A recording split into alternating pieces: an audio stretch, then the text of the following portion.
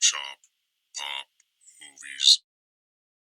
Ahoy there, and welcome back to my 31 lists of horror.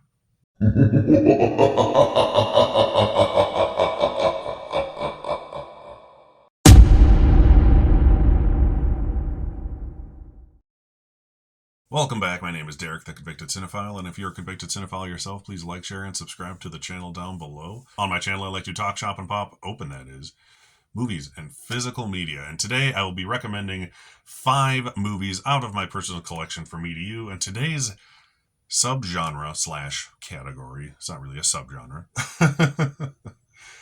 is something that I love, the Academy Awards. This is Oscar horror. Oscar horror, those things don't go together very often, but sometimes, in this handful of occasions, they did.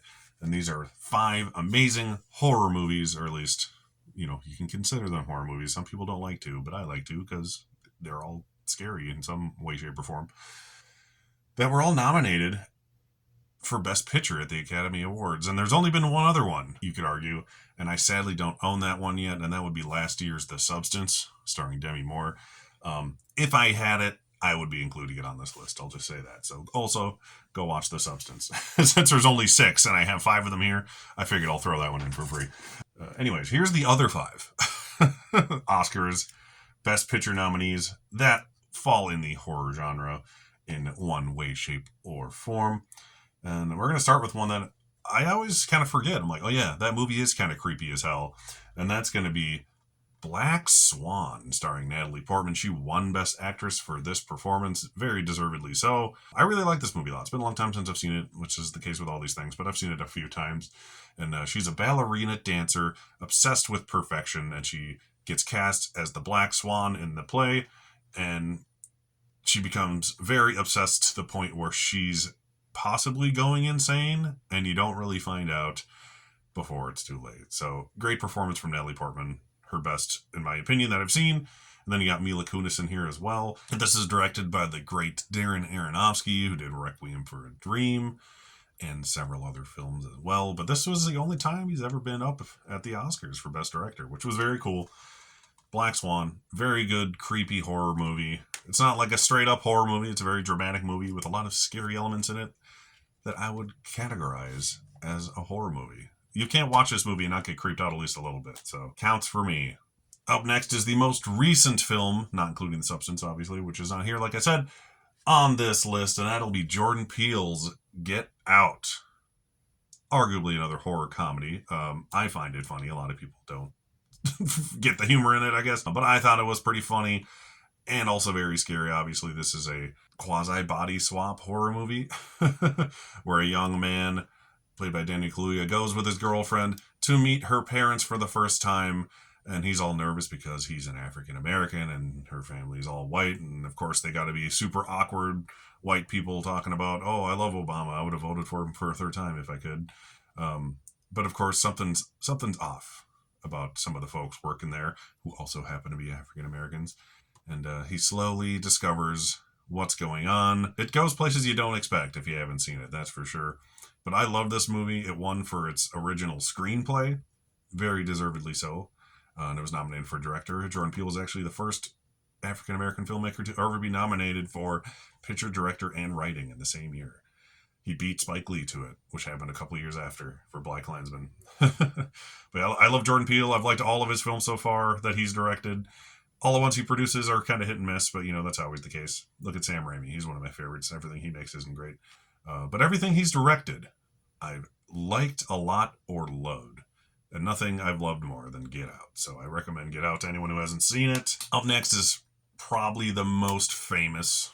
Maybe. I don't know. These last 3 are just fucking bangers, honestly. This is arguably the first horror movie to get nominated for Best Picture, I guess. Yeah, because it's the oldest one in this pile, so I guess that makes it true. And that's going to be William Friedkin's The Exorcist. I still have to upgrade this to 4K. We all know what The Exorcist is. I just literally had to include it in this video because it was nominated for Best Picture. It won for its screenplay. It was nominated for director, picture and such like that. Linda Blair was nominated as well for, I believe, supporting actress because, God forbid, a child actor gets nominated in a lead category. This is a really cool Blu-ray, though. It's got the book, the digibook style packaging that they just don't do anymore. A little letter from William Friedkin. But Exorcist, one of the greatest horror movies of all time, and it's great and it's scary because it's played so realistically. It's played as a straight drama about a story about a mother who's trying to protect her daughter, who's ill and something strange is going on, and then she eventually finds out she's being possessed by a demon, which, you know, is hard to believe. even in a movie such as this, because it's played so straight. And they have to call in the priest, the old priest and the young priest, played by Max von Sydow, who's actually not very old. He just had really brilliantly great old man makeup. And Jason Miller, both fantastic in this movie. Yeah, it's one for the ages. I'm not religious in the slightest, and The Exorcist still creeps me out just because it's so well made. And, you know, it's an off-putting concept, watching your child go through something that you cannot help. You know, it'd be the same as if they were dying of an uncurable disease, but put into scary movie form. So that's why it's a relatable film. That might be one of the reasons I haven't rewatched it in a few years, because it hits me differently now that I have a kid than it did when I was younger, where I was just like, oh, this is cool. But oddly enough, hot take, it might not even be my favorite Exorcist movie, so... Yeah, you could probably assume which one is. It's not 2, but yeah, The Exorcist. Who hasn't seen The Exorcist? Everyone has. But given the fact that there's literally only 5 movies to pick from this list in my collection, it had to be there. Up next is another movie that a lot of people don't like to consider a horror movie, but as I always say, is it scary? Then it's a horror movie. And that's going to be Jaws from Steven Spielberg. This is the little lenticular 4K box. This is a nice little box set for the price if you can find it. Got the classic poster minus the shark, minus Bruce on there. Once again, who hasn't seen Jaws? There is a shark attack of this young woman, and the new local police officer, Sheriff Brody, has to look into it, and they discover that it is indeed a great white shark. So they hire an angry old fisherman, played by Robert Shaw Quint, who's brilliant in the movie. He should have been nominated for Best Supporting Actor, in my opinion, but he was not, sadly. And Richard Dreyfuss, a young, smart, rich hotshot, to help the 3 of them go out to go hunt down this shark. And yeah, it's a timeless classic. One of the best movies ever made, as we all know. It was nominated for 4 Oscars. It only lost Best Picture, and it won for sound. It's brilliant John Williams score, which is, you know, one of the best of all time. And it's brilliant film editing. So yeah, sadly, it lost Best Picture to another amazing movie, One Flew Over the Cuckoo's Nest. And last, and possibly most important, is the first, and so far only, horror movie to win Best Picture, and that is 1991's Silence of the Lambs. Not only did this win Best Picture, which was impressive because it came out in like February, so it had to it stayed in the zeitgeist for an entire year, beating the likes of JFK, which is another movie I love, and the other Best Picture nominees. But Silence of the Lambs, it just has that staying power.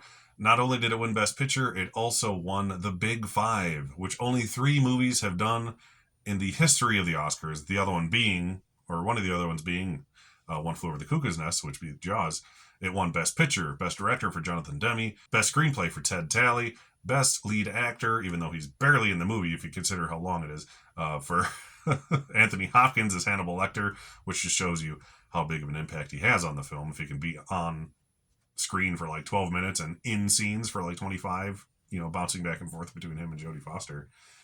I think he's only in the movie for 25 minutes or so.